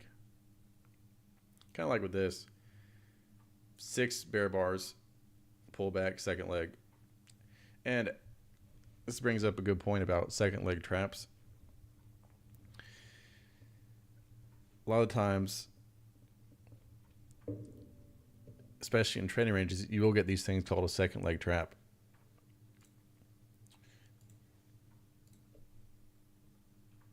Oops. One, two. Type here. Second leg trap. So here's a first leg pullback. Then the second leg looks even stronger than the first leg. The second leg looks like it's going to break out and work. But actually, all it is just a second leg off of this first one. So first leg, we'll probably get a little bit more pullback. Then here's a little bit more. And then, breakouts tend to fail in trading ranges. So this second leg looks stronger, but it's actually just a second leg trap.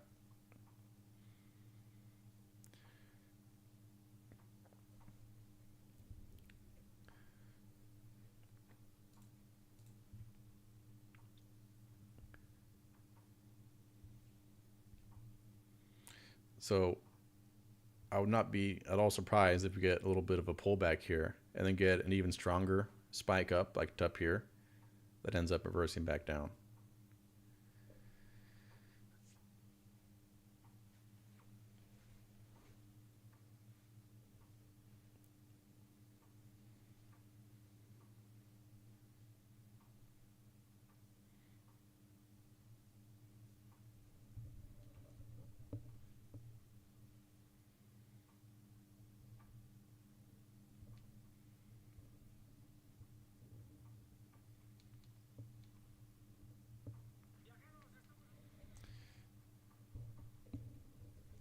Hey, there he is. I always notice you by your profile picture. At all. uh, do you know Oscar Carboni by chance?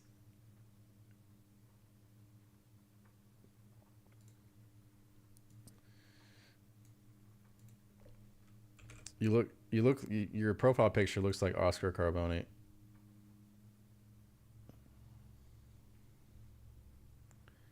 So every time I see that, I always get drawn to that.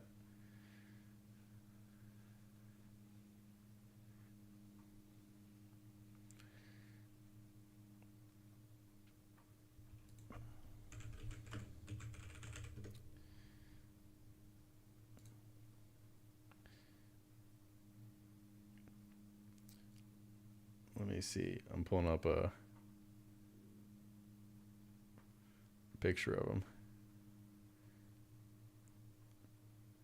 If you don't know, Oscar is he's kind of a famous trader.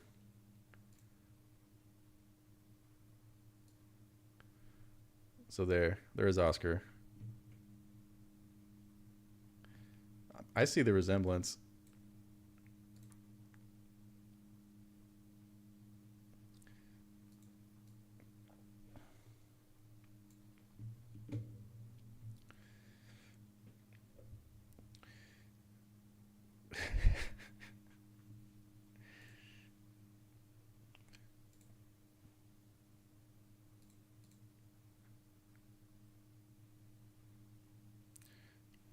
Mo Mo Money is in the chat.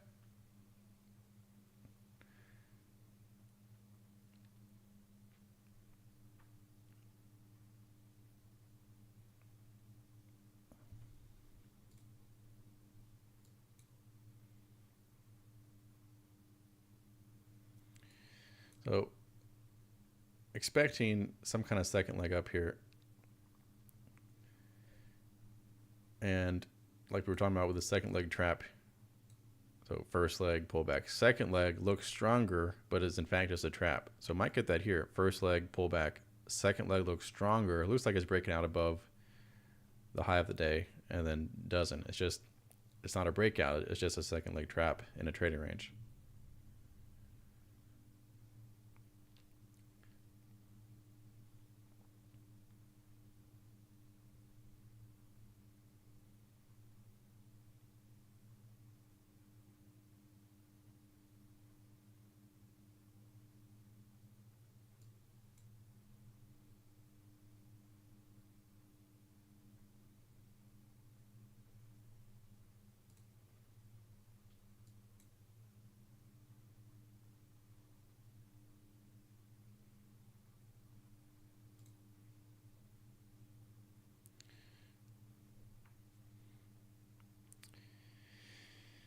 Let's say the market just starts going down from here.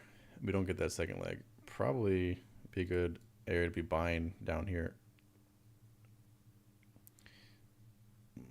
With all this trading range price action, so bulls buying, it was sold. Bulls buying, it was sold. And if you get 4 bull bars like this, really increases the chances that we won't have a big bear day. Bears trying to sell here, sharply reversed. This really decreases the chances that it'll be a bear breakout. And even if we do, like I was talking about earlier, probably would only get this. actually even what I had earlier, probably only going to get this. So if it breaks out lower, we're probably only going to go down to like here, which would still be a trading range day. You could buy down here and buy more lower.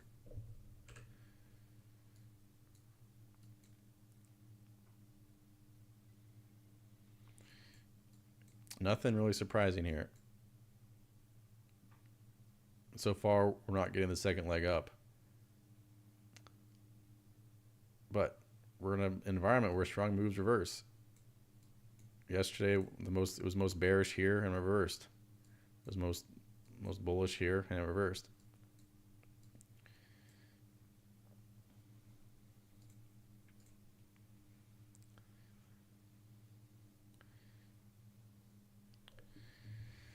Let's check out UNH.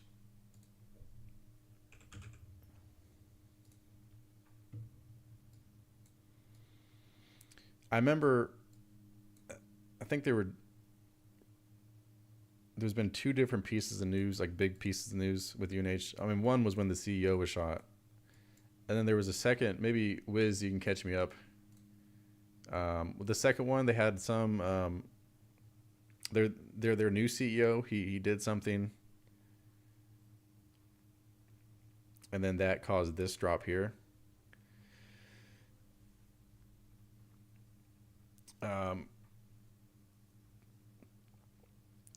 Whatever that news was, I knew like it was not actually impactful to the company. Like it was not going to change their revenue, their income, their clients. Like it didn't change anything. It was just one of those things that scared off, that spooked the market.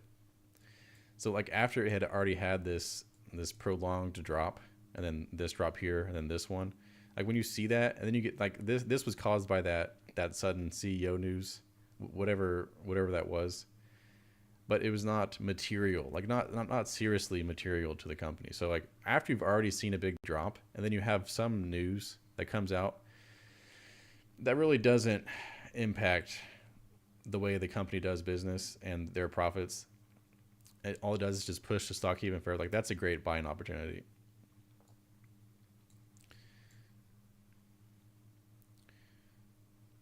And yeah, I mean, no surprise that we're seeing this from UNH. I mean, that's this. So this is a great lesson as well. When you've seen a stock be beaten down for a long time, and then there's some news that's really not material that comes out, and then it just pushes it even lower, then good chance that has fallen too far, and then you'll see a reversal back from that.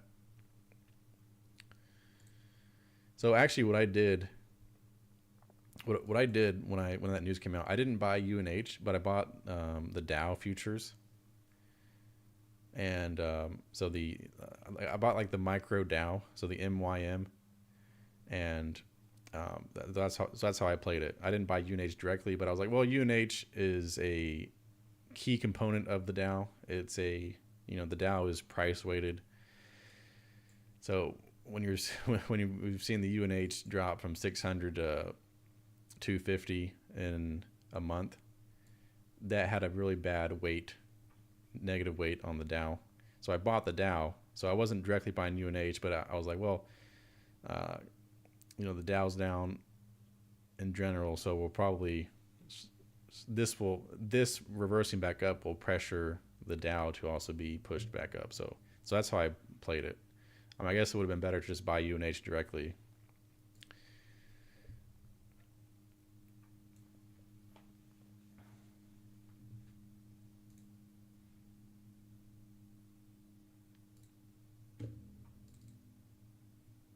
But here's the 5-minute on UNH.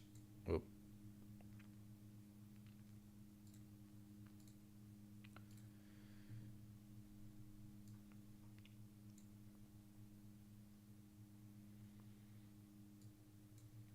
I want to pull up Robinhood too. I used to own Robinhood. I don't own Robinhood anymore. Obviously, this makes me wish I did own Robinhood. They've gone from 20 to like 80. I used to own Robinhood because I I use Robinhood. You know, that's where I buy and sell my stocks is Robinhood. So in a month, well, in 2 months, it's gone from 30 to 90. And this last push is from the tokenization of U.S. equities. So like the Europeans can buy the tokens. That's new. I think that's cool. I mean, I think that's the future of probably everything. Tokenization. I see Hood's been up a lot, but then today it's kind of down a little bit.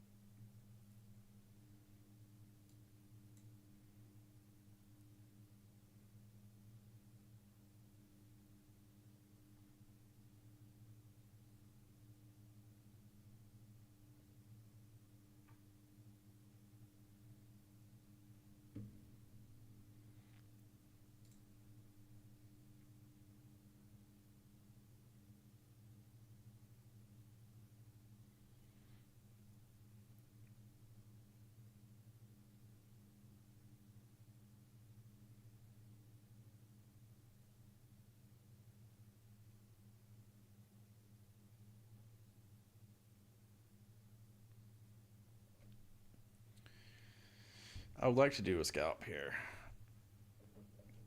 It's more of like a discretionary trade. Like I think we're in a trading range, and I think we're low in trading range. Not really setup based.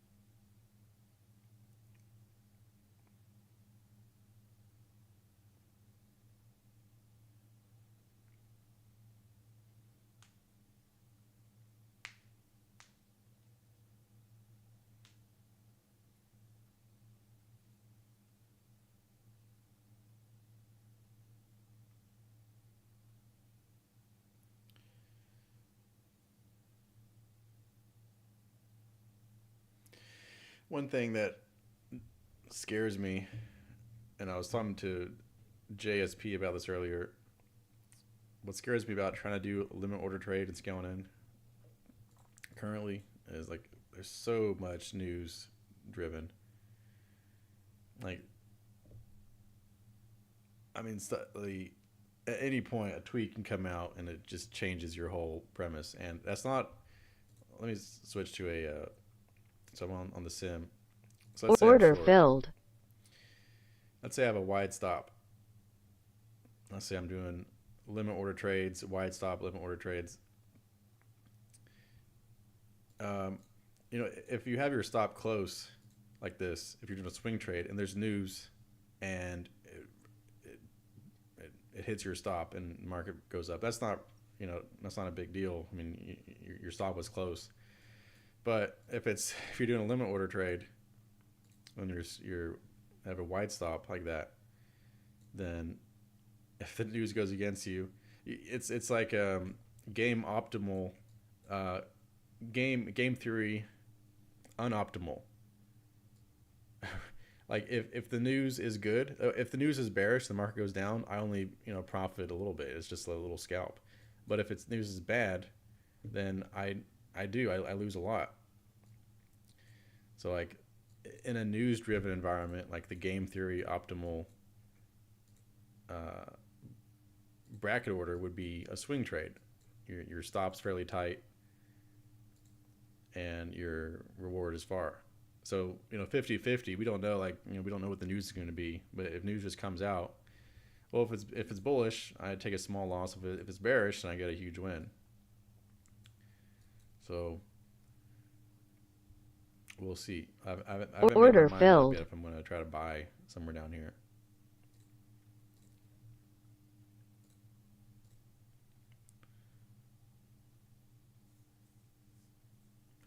I haven't really seen any like stop order trades yet.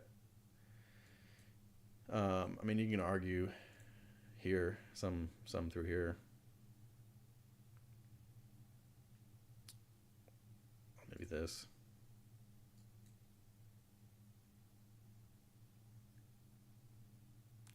If I'd sold there, I at least would have avoided a loss because it went 4 points in my direction, almost four. So I would have had my stop at break even by that point. But other than that, when you're just fairly tight trading range like this, there's not really. Well, the difference is this is a large bar trading range.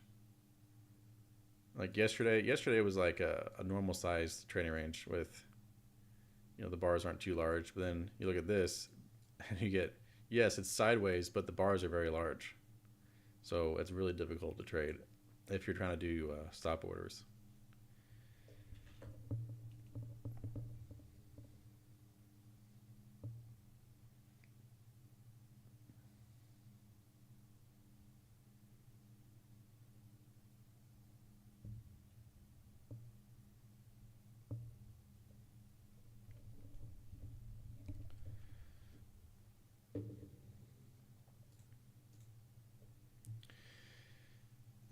Yeah, Wiz, I see you're looking back at the what I said about UNH. If you want me to explain anything else, then let me know about that. I'm gonna end this at 12 today, 12 Eastern, so nine more minutes, and then I'll be getting off.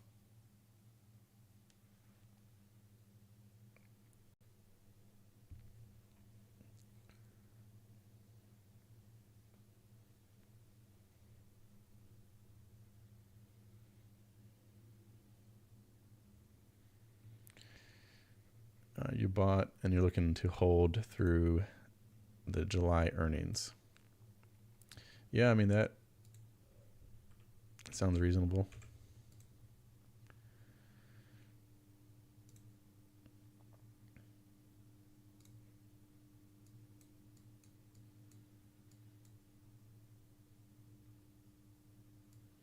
There's this big gap to be filled above.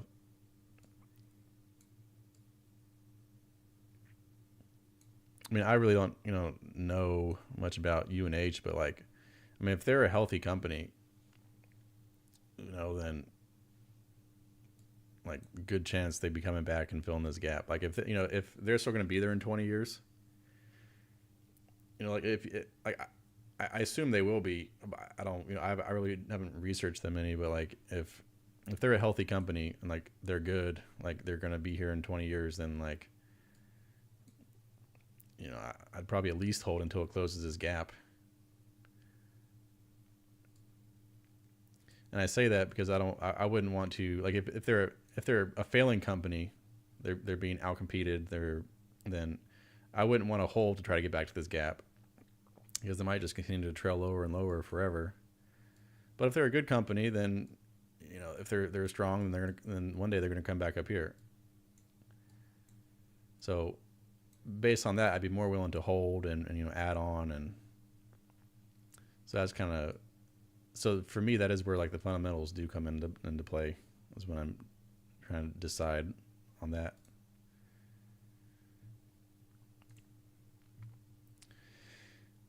All right, upcoming UNH catalyst: employee stock purchase plan, July 1st. Department of Justice antitrust ruling, July 3rd, and then earnings. Okay. Hopefully this will be like a buy the news, like that antitrust ruling. And once again, I don't know. I haven't looked into them, I mean, really at all, but hopefully the antitrust ruling has pushed the price down. And then when that comes out, it's just a buy the news, like whatever it was. Let's say like, it's bad news. Well, maybe the market, oversold that news. They went too far. Now that we know it, then the price goes back. So it's actually like a buy the news. So for your case, I hope that would be the case. JSP, you're welcome. Thank you for stopping by. We'll do some more streams. So just I guess maybe put the notification on, and on Discord there's a let me pull it up. So on the Discord there's this video upload section, and so if you're like on the Discord, it should notify you, and then it'll show up here. So if I go live, it'll notify you like that. So just if you want to see streams in the future. But yeah, thank you for watching. It was good talking with you, and just talking through things.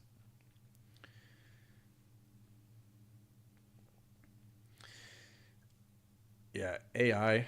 I'd like to get into some AI as well.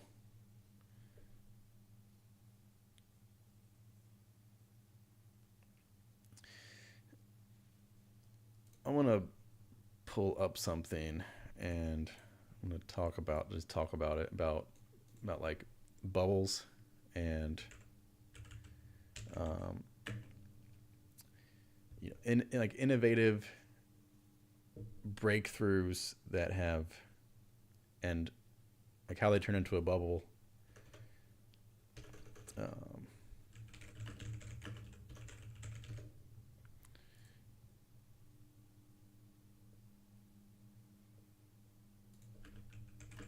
want to find a graphic to talk about this.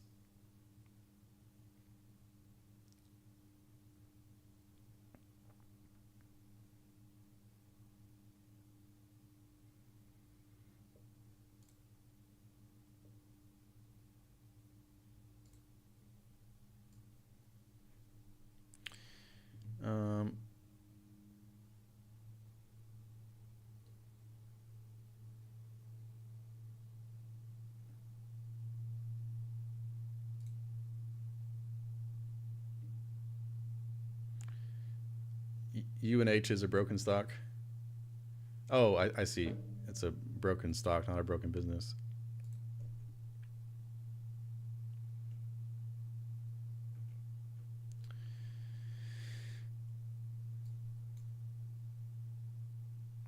Gosh, some of these websites, like you can't even use them because there's so many like ads popping up.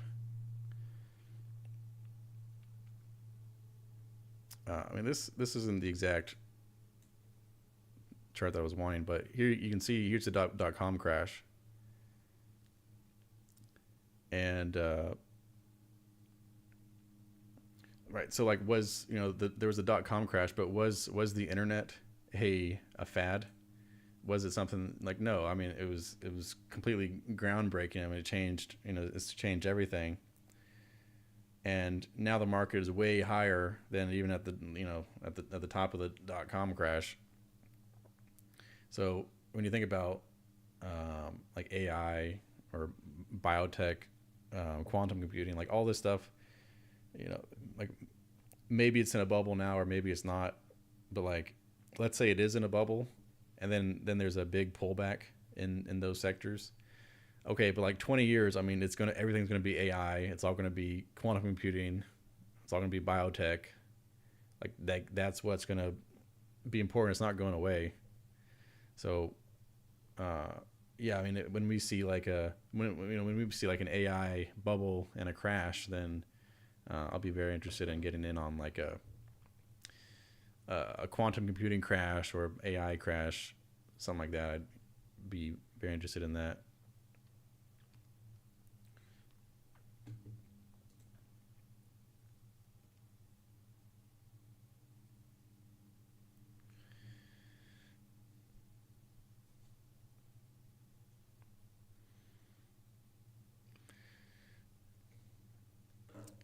All right, so I'm gonna go ahead and get off. And my final thoughts, like I've been saying pretty much since here, I've been saying today's gonna be trading range day, and that's what we're doing. We're in a trading range day. We're going sideways.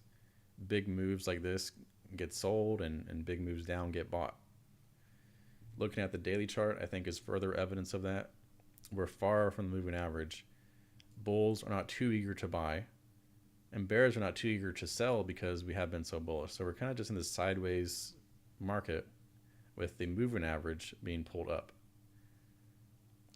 So I think we're probably going to stick around here for a few days and just give this moving average time to move up. It gives the average price time to come back and reflect the reality.